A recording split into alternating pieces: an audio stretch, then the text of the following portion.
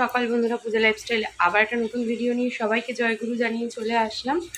সবাইকে জানাই আমার চ্যানেলে ওয়েলকাম। সবাই কেমন আছো কমেন্ট বক্সে অবশ্যই জানিও, আর আমার ভিডিওগুলো দেখতে কেমন লাগছে সেটা জানাতে কিন্তু একেবারেই ভুলে যেও না। যারা এখনও আমার চ্যানেলটা সাবস্ক্রাইব করেন ঝটপট করে একটু সাবস্ক্রাইব করে দাও তো, আর লাইক কমেন্ট শেয়ার করতে সেটা তো একেবারেই ভুলবেন না।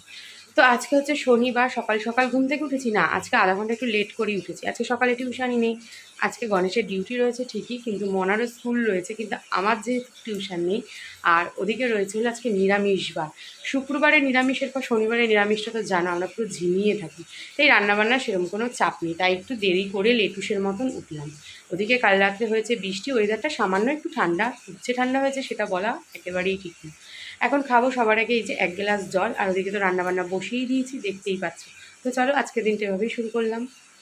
আমাদের দিনের শুরুটাও হয় কাজ দিয়ে, দিনের শেষটাও হয় কাজ দিয়ে। কি অদ্ভুত তাই না? দিনের শুরুতেও সেই কাজ করে যাচ্ছি, দিনের শেষে গিয়েও কাজ করে যাচ্ছি, আর মাঝের 24টা ঘন্টা, মানে 24 ঘন্টা না, ওই 12 না সরি কত ঘন্টা গো আমরা দিন কাটাই, যাই হোক 15 ঘন্টা 18 ঘন্টা, বাদবাকি টাইমটা তো ধরো ঘুমিয়ে কাটাই। 24 ঘন্টা তো আর কাজ করছি না, তো বাদবাকি মানে 24 ঘন্টার মধ্যে যেটুকু টাইম ঘুমাচ্ছি বাদবাকি সব টাইমটাই কিন্তু এই কাজ আর কাজই শুধু করে চলেছি। আর মাথার মধ্যে কাজগুলোকে সেটও করে নিচ্ছি যে একটার পর একটা কাজ কিন্তু করে যাব। তারপরেও কিন্তু দিনের শেষে বড়দের কাছে শুনতে হয় এটাই, আমরা সারাদিন কী কাজ করি? কোনো কাজই করি না গো, আমরা সারাদিন শুয়ে বসে থাকি। তখন উত্তরটা ঠিক এরমভাবেই দিতে ইচ্ছা করে যে হ্যাঁ গো, তোমরাই কাজ করো, আমরা সারাদিন বাড়িতে শুয়ে বসে ঘুমিয়ে রিল্যাক্স করে দিন কাটাচ্ছি।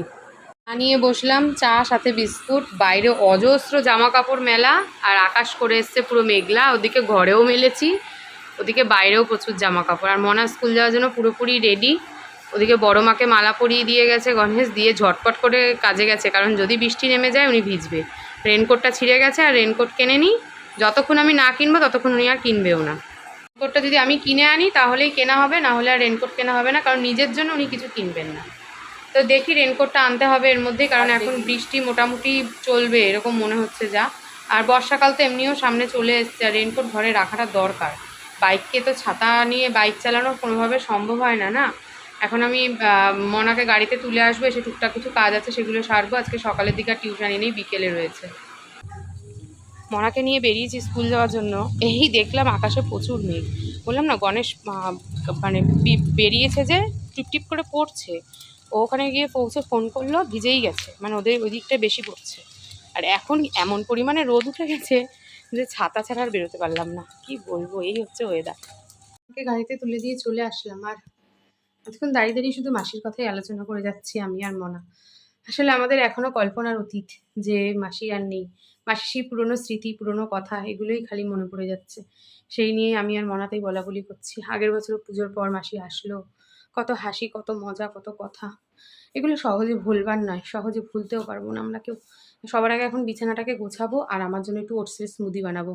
এটা হচ্ছে এখন সকালের ব্রেকফাস্ট আমার। ওদিকে ব্রেকফাস্ট করে চলে এসেছি, না ব্রেকফাস্ট কিন্তু এখন অবধি করিনি। সবার আগে ভাবলাম বিছানাটাকে একটু গুছিয়ে ফেলি। কী বলো তো, বিছানার অবস্থা যদি এরকম লণ্ডভণ্ড হয়ে থাকে তাহলে মনটা একদম ভালো লাগে না। বিছানা ঝটপট করে গুছিয়ে নিলাম, আর বাসনগুলোকেও তুলতে চলে এসেছি। আর বলো না, হাতের কাছে কাজ থাকলে সে যেন কোনোভাবেই বসে থাকা যায় না, এরম আর ব্যাপার আর কি। আর মনার গণেশ বেরিয়ে গেছে, তো কাজে বেরিয়ে গেলে আগে বিছানাটাকে তুলে নিতে হয়। ওটসের স্মুদিটা বানিয়ে নিয়েছি, এখন এটাকে একটু ড্রাই ফ্রুটস দেবো, দিয়ে এটাকে এখন খাবো। খিদেও পেয়েছে। স্মুদি পুরোপুরি রেডি, উপরে কটা ড্রাই ফ্রুটস দিয়ে নিয়েছি, এবার এটা খাবো, আর তার সাথে সাথে করবো হচ্ছে ভিডিও আপলোড। দুঃখের কথা আর কি কব তোমাদের, কও তোমরা। আর কি বলবো, মানে মুখে ভাষা নেই। আমার ওই কাপটা গেল ভেঙে, সুন্দর গ্লাসটা বা কাপটা যাই বলো না কেন, গেল ওটা ভেঙে। এখন আর কি করবো, অগত্যাই কাচের গ্লাসেই খেতে হবে খাওয়ার। মুখে ফেস প্যাকটা অ্যাপ্লাই করলাম, আর বাইরে যে পরিমাণে অন্ধকার হয়ে এসছে, এক্ষুনি মনে হচ্ছে ঝপ ঝপিয়ে বৃষ্টি নামবে। প্রচুর জামা কাপড় কেচেছি, কোথায় তুলবো, কী করবো, শুধু এটাই ভেবে যাচ্ছি এখন।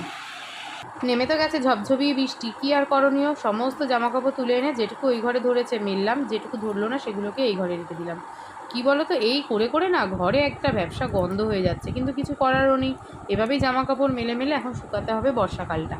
তারপরে চলে আসলাম জামা কাপড় কটাকে ভাঁজ করে নিতে। এই মুখে ফেস প্যাকটা অ্যাপ্লাই করার এই 15 মিনিট টাইমটা আমার হাতের, এটাকে খুব কাজে লাগানো দরকার, কারণ এই 15টা মিনিট বসে থাকা যাবে না, যত কাজ আছে ঝটপট করে সেরে নিতে হবে।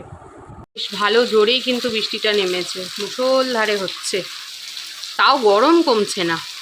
স্নান সেরে চলে আসলাম পুজো দিয়ে নিতে। ওই যে ঝটপট পুজো দিয়ে ভাবছি সোনার দোকানে গিয়ে নাকেরটাকে আগে ঠিক করে আসি, আর সেই ফাঁকে একটু মারবাড়ি দিয়ে ঘুরেও আসতে পারি। মারবাড়ির প্রায় কাছেই যখন চলে যাব, মানে সেজে গুজে রেডি হয়ে যখন বেরোবোই, তখন আর একটু বাপের বাড়ি যাবো না কেন বলো? সকালের দিকে টিউশানি তো নেই, আর মনাও আসবে দুপুরবেলা, তো মনাকে নিয়ে একবারে বাড়ি ঢুকবো, এরকমই ভাবনা চিন্তা করে আমি পুজো টুজো ঝটপট করে দিয়ে নিলাম। তবে বাইরে কিন্তু মুষলধারে বৃষ্টি হচ্ছে। স্নান পুজো সমস্ত সেরে আমি মোটামুটি রেডি হয়ে নিয়েছি, দেখতেই পাচ্ছ। ব্যাগ ট্যাগ নিয়ে আমি একেবারে ফুললি রেডি। সব থেকে আগে নিতে হবে হলো ছাতা। ছাতা ছাড়া এখন মোটে বেরানো যাবে না। সব থেকে বড় কথা হচ্ছে আমি কোথায় যাচ্ছি। দেখতে পাচ্ছ আমার নাকেরটা, কাল তোমাদের বললাম না নাকেরটা খুলে গেছে, গণেশ আসলে আটকাতে বলবো। এই ঠিক এই জায়গাটা, বুঝতে পারছো কি না জানি না, নাকের এই জায়গাটা গণেশ আটকাতে গিয়ে দিয়েছে, নাকের আঙটা নেই। এবার যখন আমি সোনার দোকান দিয়ে এটা কিনেছি, তখন সোনার দোকানের লোকটাই এটাকে আটকে দিয়েছিল। কিভাবে আটকে দিয়েছিল সেটা আমি নিজেও জানি না। এখন সোনার দোকানে সবার আগে যাব, এটাকে ভালো করে বলবো যে ওনাদের ওখানটা দিয়ে ওইগুলো দিয়ে, মানে সাঁড়াশি মতন যেগুলো থাকে ওগুলো দিয়ে আটকে মুড়িয়ে দিলে না, তাহলে আর কোনোদিন খোলে না। ওনাকে বলবো সেভাবেই যেন এখন মুড়িয়ে দেয়। সবার আগে এটা আমার কাজ, আর তারপর যাবো একটু মার বাড়ি। রাস্তায় বেরোনোর পর বাইরের ওয়েদার ছিল আজকে খুবই বাজে, মানে মুষলধারে বৃষ্টি হচ্ছিল, তাই কোনো কিছুই তোমাদের সাথে শেয়ার করতে পারিনি।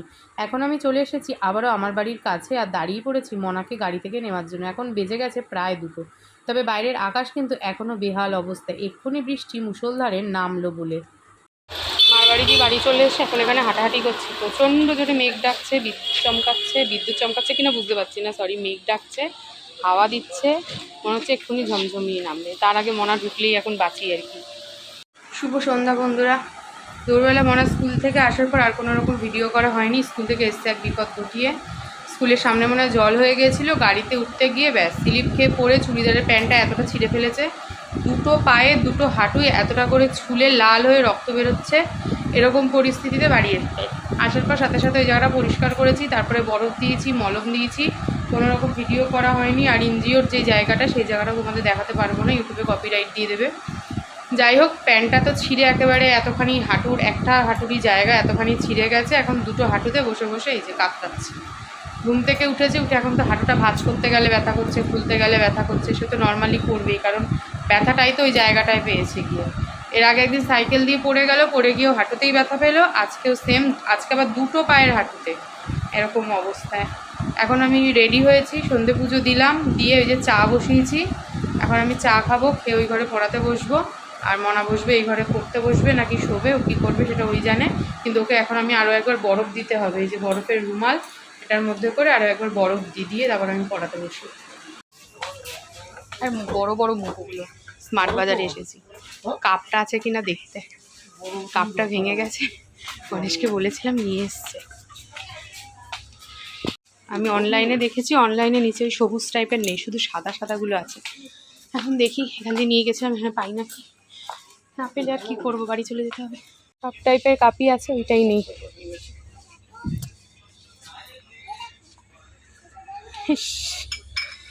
এই জায়গাটা দিয়ে ছিল, এই জায়গাটা এখন অন্য মাল রয়েছে। Bad luck. ওদিকে আছে না, এই কালারিংটা নেই, অন্য অনেক। তবে সবুজ পাইনি, লাল আর একটা মেরুন। দেখা যাক কোনটা নিই। গণেশ আবার জিজ্ঞেস করতে গেছে সবুজ আছে কিনা। সবুজটাই তো পছন্দের ছিল, সবুজটাই নেই, কী করবো ওগুলো।